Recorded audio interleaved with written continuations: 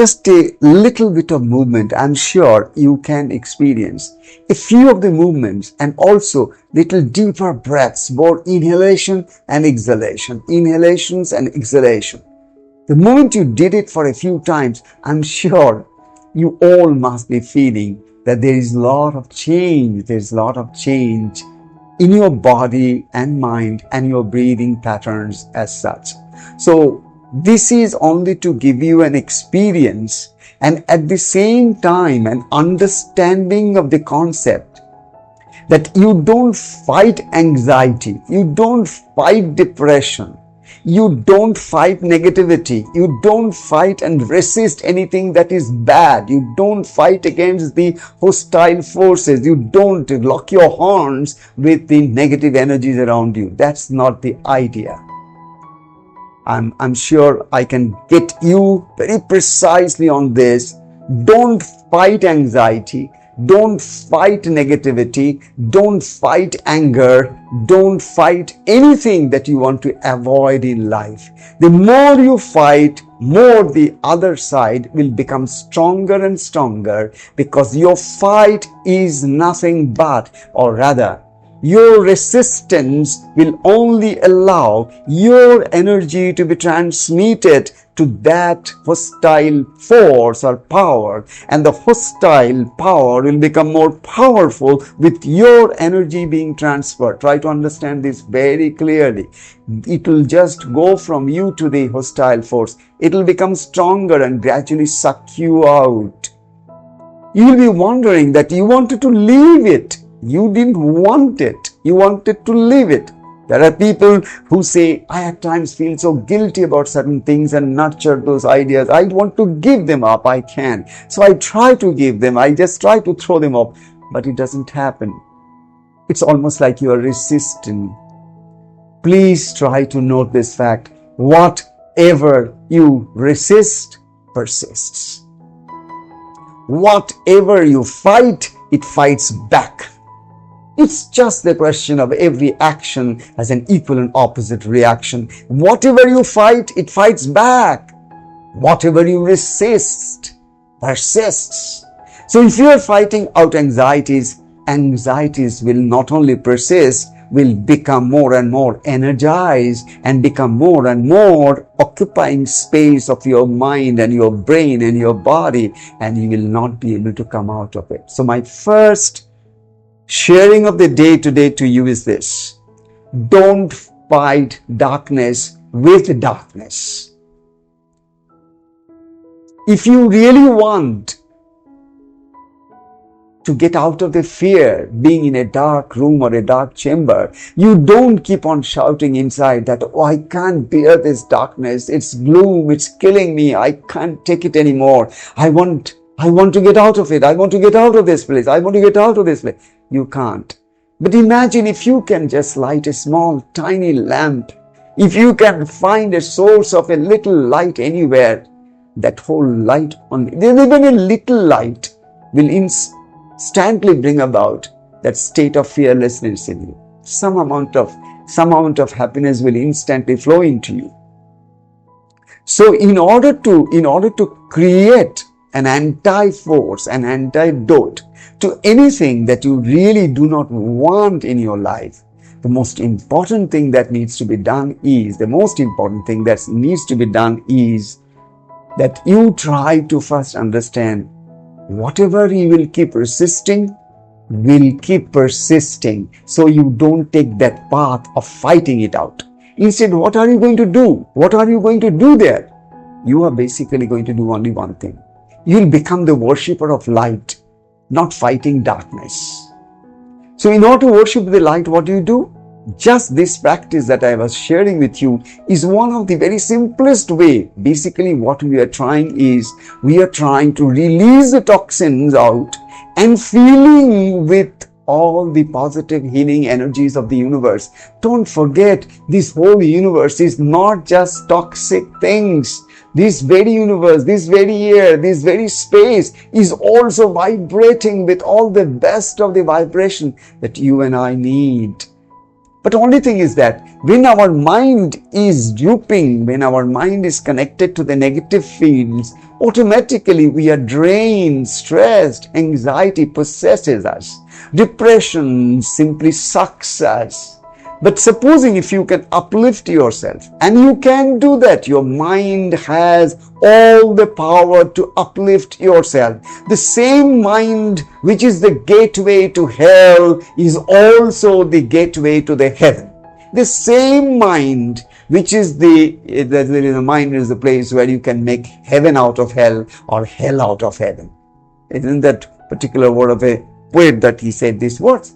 But that's exactly the truth. Your mind is your best friend.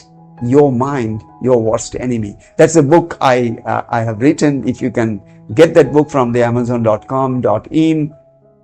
It's a wonderful book, not because I wrote it. I didn't write it. It was an inspiration which flowed. But my point is this, in this book, what I have basically discussed in 30 days of reading and 30 different practices each day as to how we can understand how our mind is our worst conspirator. All the conspiracies that is going on is basically inside our mind, but we always give it in the hands of others. And that's not the truth. That's the reason, the most important thing that you need to do for anyone during any times, not just this is a very critical time, not that this is the only end of the time. No. We had tougher times even before. Everyone individual life, you come across certain time phases where it is so difficult to even pass one day. So it is just to remind you that whatever the situations, external situations are, if you are attaching too much importance to the external situations and circumstances, the most simplest way to get out of all these situations, because ultimately these are all images we are creating in our mind, with our brain, with all the memories that we are already locked up there. So here, whatever is your immune system, whatever state your immune system is, you need only one thing, and that is to not fill your mind with more and more fear, which will create the anxieties, which will create the tension, which will invite different other feelings in your body, which isn't very pleasant. Now, if such persons are taken through different exercises, yoga practices, breathing practices, and some good satsangs, some good thing to hear, some good thing to see, but my point is, why you are hallucinating the negative so deeply that it gradually is getting into your subconscious and getting into your DNA and breaking your cells, beautiful atmosphere. And if the cells continuously get signal from you and your brain that things are not safe, things are not safe, things are not safe, you are anyway breaking your immunity. The very fact, the moment the brain tells that I am not safe, I am not safe, if I repeat this kind of a feeling, this kind of a thought in my mind, this is the worst damage I can do to my body, to the cells, to my entire DNA, which will reflect in some other disease into my body. Maybe I will have a heart failure or a stroke or anything which will be born out of blood pressure. My point is, the most important point that I want to make is, you can change your mindset. You can change your mindset by practicing those practices which changes your mind's thoughts and mind's emotion. I would insist on this point. Only the breathing techniques, time-tested breathing techniques, like deep breathing practices, like some abdominal breathing practices, like Kapalabhati practice, like Anulom Vilom practices, like Ujjayi breathing practice, like Bhastrika breathing practice. These are different breathing techniques which each one of us can do. And the moment we can do this right, under the proper guidance of a good instructor, teacher, yoga, then what will happen is that you will find that your body is vibrating in a different level. You'll find that your mind is not getting so clogged with different kinds of anxieties and depressive feelings and thoughts and ideas. You'll be able to uplift yourself. More precisely, be in the company of those who are very positive in their words, who are not just positive in their words, but they themselves are very positive about life. If you can manage to get in touch with such people who vibrate in a positive level because they live a positive attitude life, those persons should be of immense value and guide to you at this moment of time. Please avoid any of your friends, any of your relatives, anyone who will induce into your brain, induce into your mind fear, anxiety, negativity, and everything that would be just the opposite of what you need at this moment of time. Either you tell them, if it is a telephonic talk, obviously it's a telephonic talk because social distancing doesn't allow any of your near ones to come to you, but then over phone, don't accept negative words, thoughts, vibrations transmitted into you, because even through ear you are taking a bad vibration into your brain. Try to avoid it as far as possible, and you become the source. You become the source for giving positive energy, positive feedback, positive words, hope and power and energy to energize the other person. You can just say, look, I don't care about all this thing. I only know one thing. God is there. My body is continuously being worked with all kind of yoga and pranayama, and I do lot of meditation. Previously I used to do say 200 or 300 japa mantra. Now I have increased this to thousands, and because I have so much time, and I feel good. I feel good. I don't care about what's happening, and I know I'll be fine, and I know you'll be fine. Why not necessarily worry about it? This is how you go. This is how you go.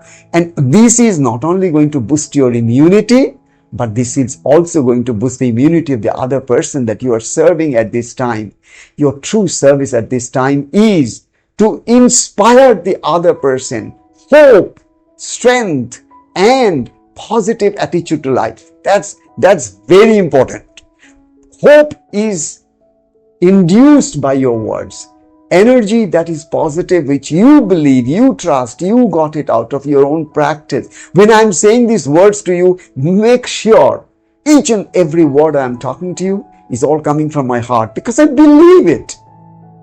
I'm also a person who has crossed 70 years. But then I'm not, I'm a senior person, this, that. I'm not thinking in those lines at all. I don't even feel that I'm a senior. Forget about it. What do you think? It is all by your mind. It's not a number.